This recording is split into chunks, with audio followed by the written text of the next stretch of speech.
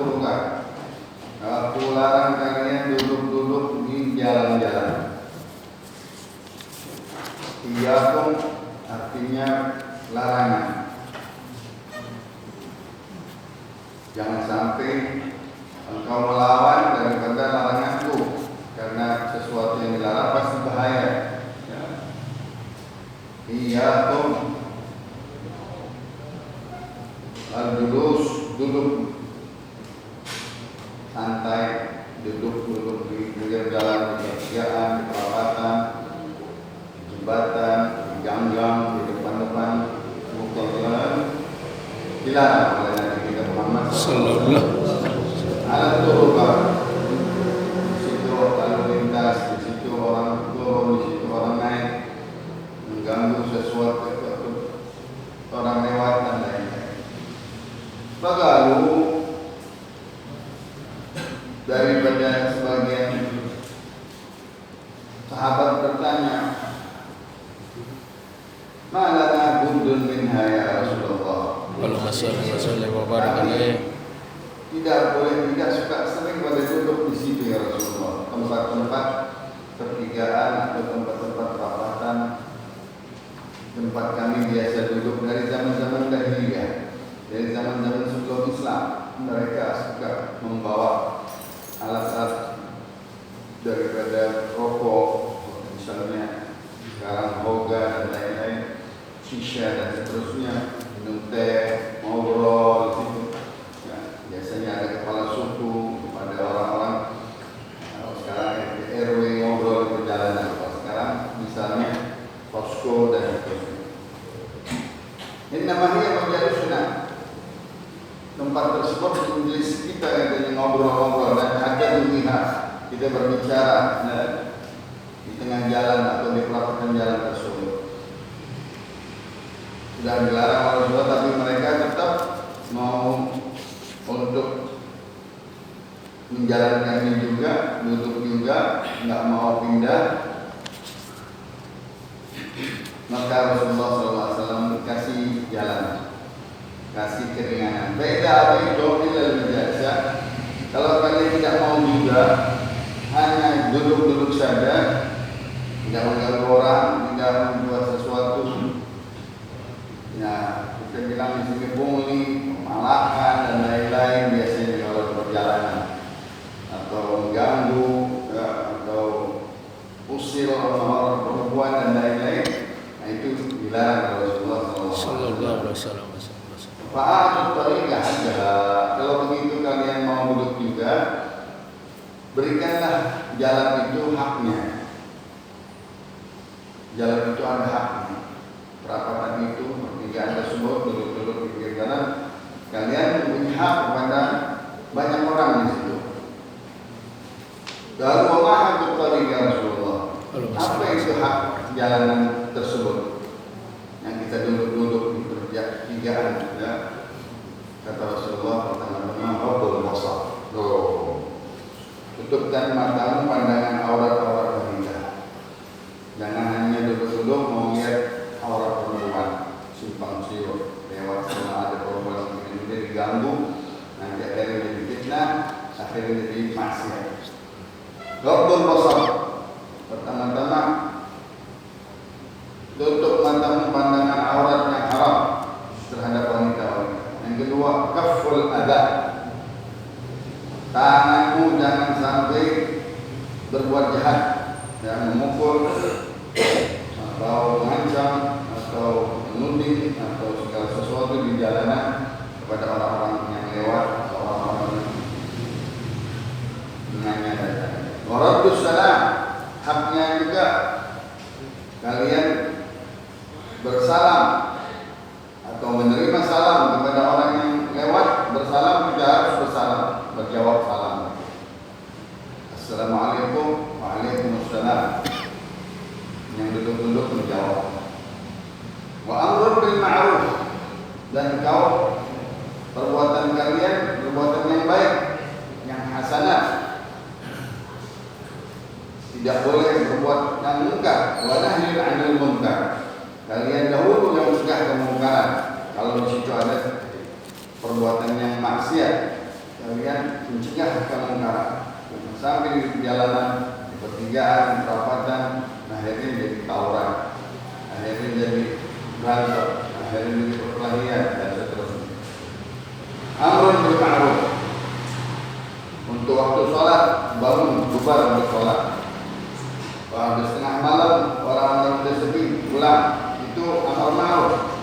Jangan terus-terusan atau mengganggu suara-suara orang dengan mainan-mainan untuk mengganggu, bukan malah amar ma'ruf yang munkar ya. Nah, dikutipkan di sini ada 10 ya, adab-adab yang mana duduk di dalam perjalanan tersebut atau pertigaan atau perapatan ganggang ya. Pertama-tama idaratul malhuf. Dia menolong kalau orang ada tabrakan, ada segala sesuatu yang kejadian, misalnya pingsan, nah dia harus PKK ya. Pertolongan pertama dia bisa di situ. Karena dia di pinggir jalan melihat sesuatu kejadian. Afshus salam, menyebarkan salam. Wa ahsan fil kalam, menyambut orang berbangkis. Alhamdulillah, yarhamkallah ya. Ucapan-ucapan yang bagus, kalimat-kalimat tidak boleh kalimat-kalimat kotor ya. Berbicara dengan orang, tolong orang mungkin dari zaman dahulu jatuh barang atau muntah atau mogok zaman sekarang ya, tolong. Atau ada orang dibalimi ya, dijahati, tolong ya, menolong orang. Atau menunjuk jalan orang nyasar, menanya jalanan alamat, tunjukkan dengan baik. Ada orang hairan, bingung ya, mau kemana dia nggak punya apa-apaan, tolong dengan mungkin minum atau makan atau sedikit uang dengan baik. Amar ma'ruf dan nahi munkar. Jangan berbuat jahat, jangan memalak, jangan berbuat sesuatu yang haram ya, mengambil atau mengancam atau menuduh. Mata tutup daripada aurat-aurat wanita. Itu kurang lebih 10 yang disebutkan di dalam hadis itu, disingkat oleh Imam Ibnu Hajar. Jadi zaman sekarang tadi aja barusan keluar awal gara-gara sebelah sana perang sama anak-anak, berantinya anak-anak duduk akhirnya malamnya berantem. Itu sebab-sebab itu kecil ya. Waktu sudah bukan waktunya, orang-orang tidur, diganggu semua ya. Maka tidak boleh bergadang terlalu malam di perjalanan atau pertigaan, perapatan, dan akhirnya nanti membawa banyak kerugian orang lain. Orang mau sembahyang susah, orang mau jalan takut. Dan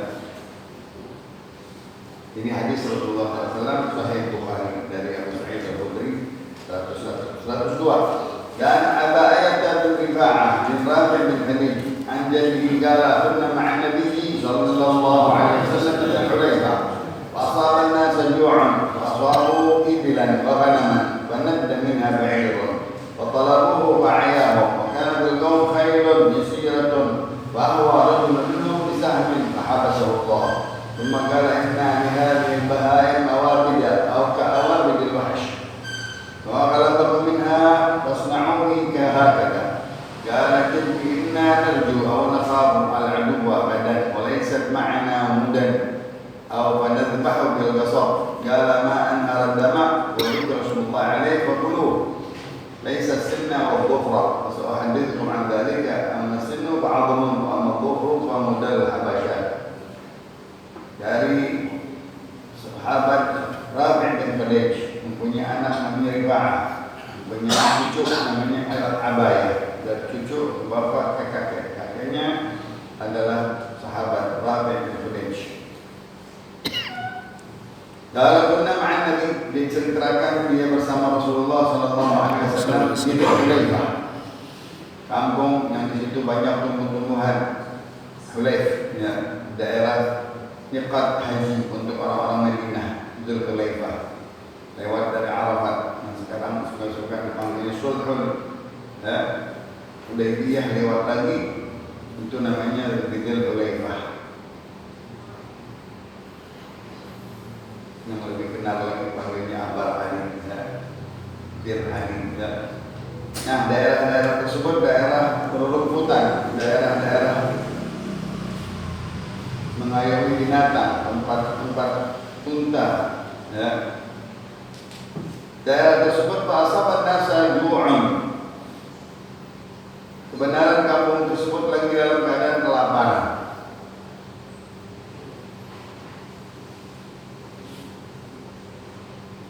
Fa'asabu ibilan wa ghanam. Mereka mendapatkan di dalam daerah tersebut banyak unta-unta dan banyak juga ghanam kambing. Mendapatkan dari peperangan Ghazwain gitu. Orang dahulu begitu, kalau dia dalam keadaan pacaklik, dia menyerang kampung orang, menyerbu kampung orang, seolah-olah perang kecil, tetapi untuk mengambil harta orang lain. Biasa itu antara kabilah dan kabilah. Maka mereka dapat beberapa unta dan kambing. Wakana Nabi sallallahu alaihi wasallam fi ukhiyat al-yawm fa'ajjalu wa dhabahu wa nasu al-budur. Fa'ala Nabi sallallahu alaihi wasallam al-budur wa ukhiyat thumma qasama fa'adala 'ashratu min al-ghanam bi ba'ir. Di dalam perjalanan tersebut mendapatkan ghanimah peperangan di Ghazwain, dan itu peperangan antara orang Islam dengan orang musyrik dibolehkan. Lalu mendapatkan ghanimah rampasan perang dari unta dan kambing. Maka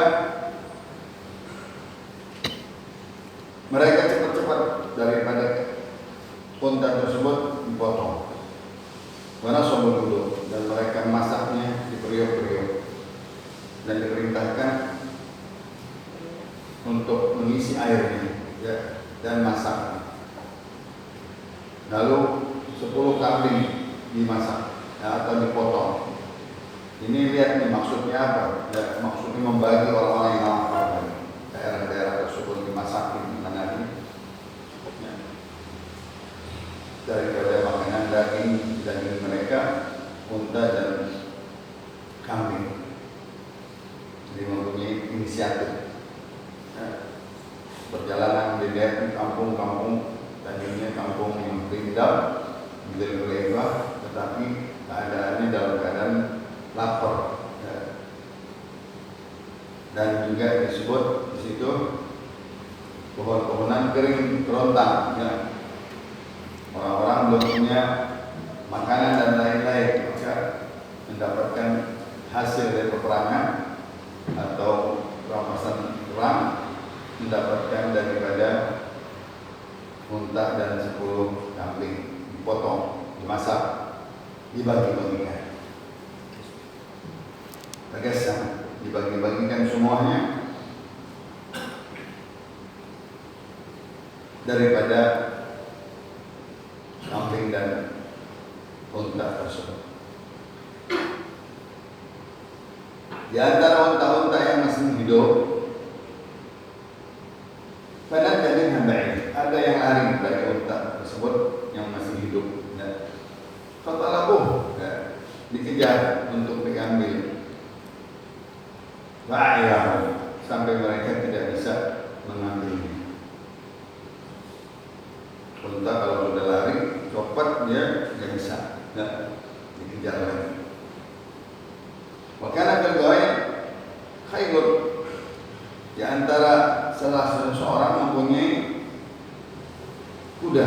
Nah, kuda ini cepat. Yasiratun, dan bisa jalan mengejar daripada unta tersebut. Bagaimana untuk jangan sampai diambil dan untuk dimakan dan untuk dimasak dan lain-lain. Fa'ahwa rajulun minhum bisahmin. Si orang tersebut yang menaik kuda mengambil panah, dipanah dari jauh unta tersebut.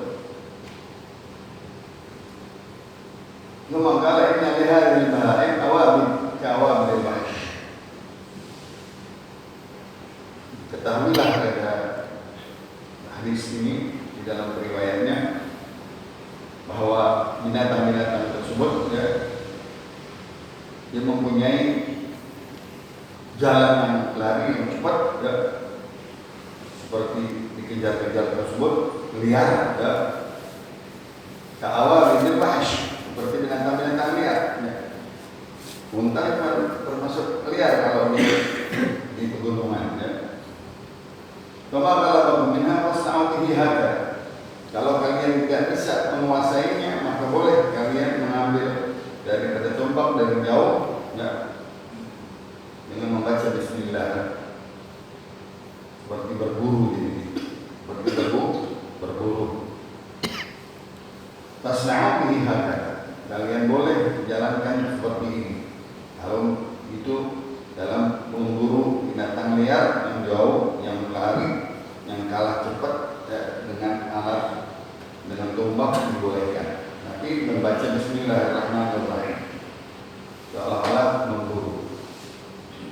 Perawi ini hadis yang menerapkan dan Hudayb, inna narju ya Rasulullah wa nakhaf al-aduwa hadan. Kita takut besok katanya ada musuh nanti. Kalau kita keluar dari kampung ini nanti akan ada permusuhan lagi dari musuh-musuh di sebelah jauh sebelah Korea, sebelah kampung. Nakhafu walaysa ma'ana muddun. Kami tidak punya alat-alat daripada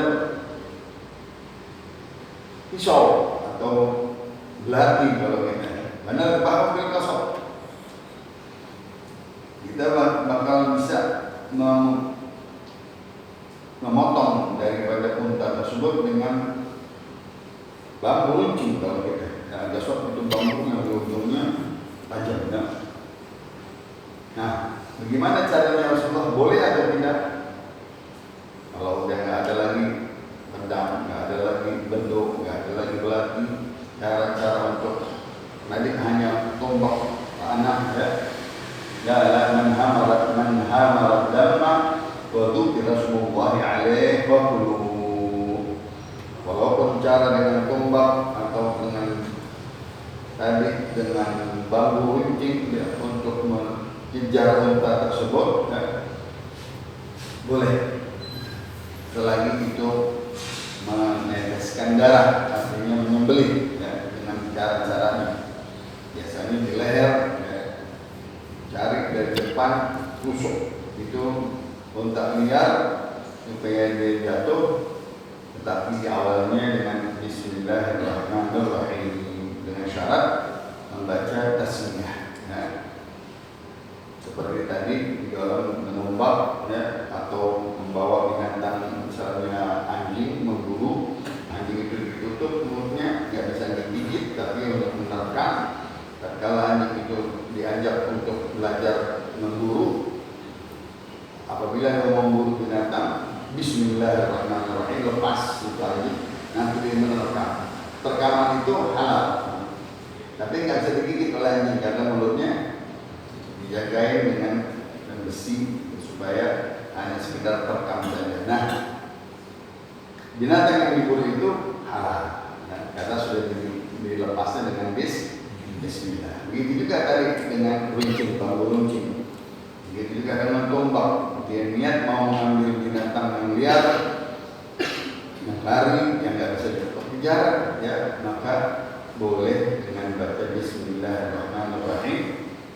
Kenakan dia dengan tepat daripada badannya atau lehernya atau yang mana bisa melumpuhkan dia nanti dipotong. Kalau dia masih hidup itu cara-cara berburu yang dia makan saydul bar berburu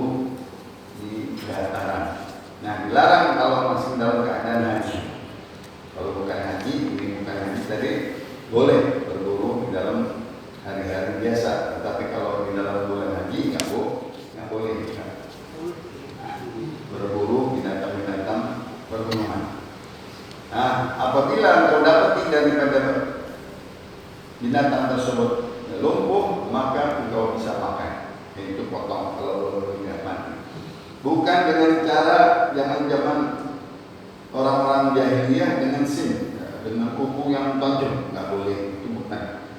Atau dengan gigi, atau gigi juga itu juga tidak boleh. Itu bukan cara Islam memotong dengan cara-cara yang lain, ya, atau memukul, mengetok kepalanya, itu juga tidak boleh. Ya. Itu cara-cara Habasyah, negeri-negeri daerah Habasyah yaitu Ethiopia zaman dahulu, zaman Abraham. Ya. Mereka menggunakan daripada sin dan bukhur, ya, seolah-olah disiksa, ya, penyiksaan daripada binatang tersebut, ditusuk-tusuk dengan tuku atau gigi, ya, itu semuanya tidak boleh cara tersebut. Islam cukup dengan belati atau pedang atau bendo atau tumbak kalau jauh, atau juga bambu runcing. Ini di dalam bab yang berkaitan membaca Bismillahirrahmanirrahim tatkala kita memburu, mengambil binatang itu hidup atau mati, sudah menjadi halal dari bacaan yang kita awali dengan Bismillahirrahmanirrahim. Hadis 103. An Nu'man bin Bashir an Nabi sallallahu alaihi wasallam qala mathalu al-ghaib ala hududillah wal waqi' biha kamathali qawmin istahmu ala safinatin fa asaba ba'dhum 'alaha wa ba'dhum asfalaha. Lakana alladhi fi asfaliha idha istaqaw min al-ma'i marru 'ala man fawqahum wa qalu law anna kharajna fi nasibina kharajan wa lam nu'ti man fawqana fa in yatrukuhum wa ma aradu halakum jami'a wa in akhadhu 'ala aydihim al-jawr wa al-jawr jami'a.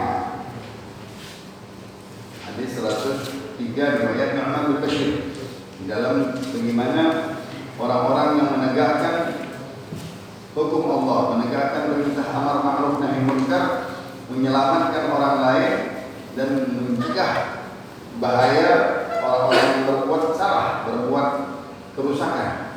Diumpamakan mathalul ghaib ala hududillah, umpama seseorang menegakkan hukum Allah yang menjalankan amar ma'ruf nahi munkar, wal waqi' biha, dan orang yang terjadi di dalamnya, orang-orang yang melaksanakan kejahatan, ya, bagaimana mencegahnya? Kama tadi qaumin istahmu ala safinatin, diumpamakan oleh Rasulullah sallallahu alaihi wasallam seperti satu kaum yang mendapati satu safinah, yaitu perahu besar, ingin berlayar. Istaham, ya, ada safinatin, mereka mengambil tempat masing-masing, memilih tempat, ya. Fasal ba'dhum 'ala, tatkala mereka menempati masuk ke dalam safinah tersebut, perahu tersebut, ada yang di bagian atas dan ada yang bagian bawah, ba'dhum asfaliha. Bahkan alladziina fi asfaliha idza istaqaw min al-ma' marru 'ala man fawqahum. Orang-orang yang di bawah tersebut kalau meminta apa-apa dari air dan makanan, dia naik ke atas. Bawah dak yang ada apa misalnya. Yang di atas mungkin lebih enak, ada makanan, ada air, ada segala-galanya. Yang di bawah nggak mempunyai sesuatu. Maka orang-orang yang di bawah mempunyai inisiatif. Bagaimana anna kharajna min nasibina kharqa wa lam nu'ti man fawqana. Bagaimana kalau kita mau ambil air, naik dulu ke atas, naik ke atas, turun, naik turun, naik turun. Begini saja katanya. Kita lobangi aja di bawah. Di dalam perahu tersebut kita berlobangi, nanti kita ambil air dari bawah, cukup, udah nggak pakai naik lagi. Nah, kita nggak menyusahin mereka, nggak minta kepada mereka, nggak naik turun naik. Baiknya turkuhum wa ma'aradu halaku jami'a. Nah, bagaimana tugasnya, sikapnya orang-orang yang di atas? Harus larang, jangan sampai dia membolongi dari perahu tersebut. Ntar perahu banjiran atau perahu kemasukan air dan tenggelam, ya. Karena mereka merusak sedikit-sedikit air masuk, ya. Baik turkuhum, kalau didiamkan mereka, wa ma'aradu, dan mereka bisa binasa semuanya, yang di bawah pun yang di atas. Memasukkan air, kebanyakan air tenggelam, airnya semuanya bisa mati. Wa in akhadhu ala aydihim najau. Tapi kalau mereka melarang, memberhentikan orang-orang yang berbuat salah, berbuat kemungkaran tadi, ingin dia mau membolongkan daripada laut perahu tersebut, maka mereka selamat. Wa in akhadhu ala aydihim, kalau mereka ambil tindakan dengan tangannya mencegah orang-orang yang berbuat mungkar, najau jami'an, dia selamat dan semuanya akan selamat. Begitu maksudnya daripada orang-orang yang mungkar, untuk menyelamatkan orang daripada perbuatan-perbuatan yang salah, perbuatan mungkar, perbuatan yang bahaya, yang mengorbankan banyak orang dari awalnya. Innama yang baru masalah karena kata Rasulullah SAW, sebabnya api berkobar katanya sebabnya dari geratan yang kecil. Geratan yang kecil nyala terus tidak dimatikan, akhirnya menjadi api yang besar. Nah begitu juga air, dia robek, dia bolong gitu perahu, akhirnya air masuk bisa tenggelam semua. Tapi kalau diambil tindakan, diberhentikan, stop oleh orang-orang yang jalan amal ma'ruf yang mungkar, maka kemungkaran tersebut bisa diatasi dan tidak bisa tenggelam dan selamat dan menyelamatkan orang banyak. Itu riwayatnya Nu'man bin Bashir Imam Bukhari.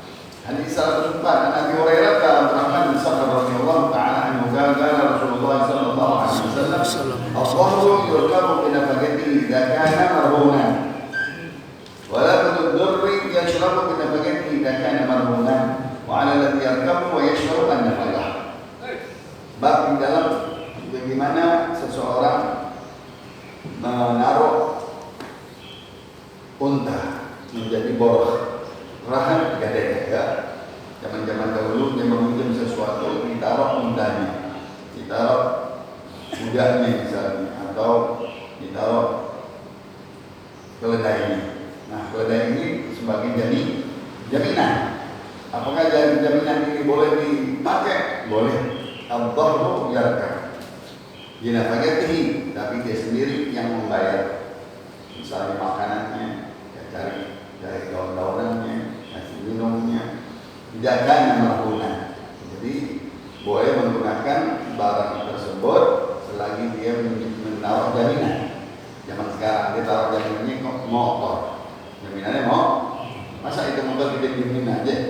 Ya boleh kita pakai selagi dia membutuhkan jaminan dan dia mengambil uang kita atau barang kita, ditaruh jaminannya motor bensinnya kita yang bayar. Bensinnya kita yang bayar. Kita gunakan sebagaimana waktu yang dia minta, 3 hari, seminggu. Kalau dia belum balikan terus kita pakai. Tapi biarkan binatang tersebut dinaiki atau motor tersebut boleh dinaiki dengan nafkah sendiri, artinya dengan uang bensin kita sendiri. Ya. Tidak akan marhunan kalau itu sebagai barang gadaian yang digadai.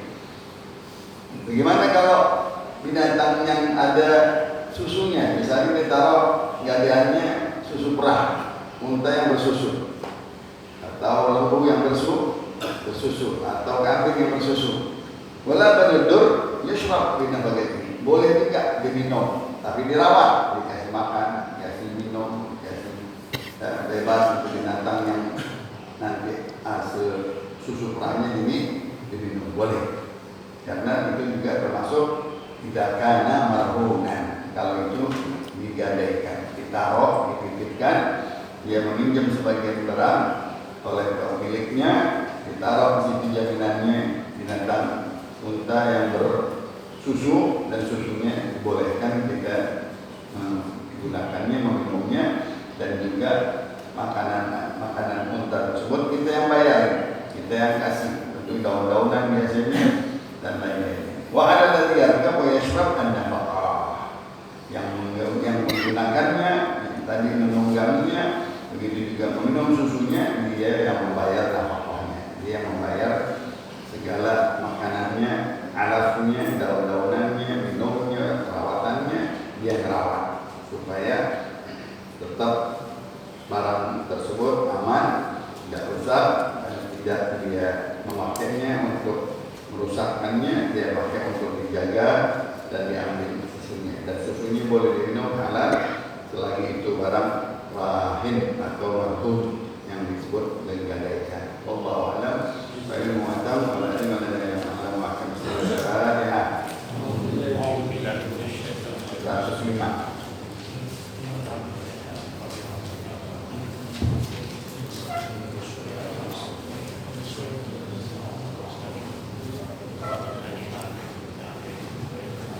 Kalau Rasulullah sallallahu alaihi wasallam kalau menurut anak Nabi la ilaha illallah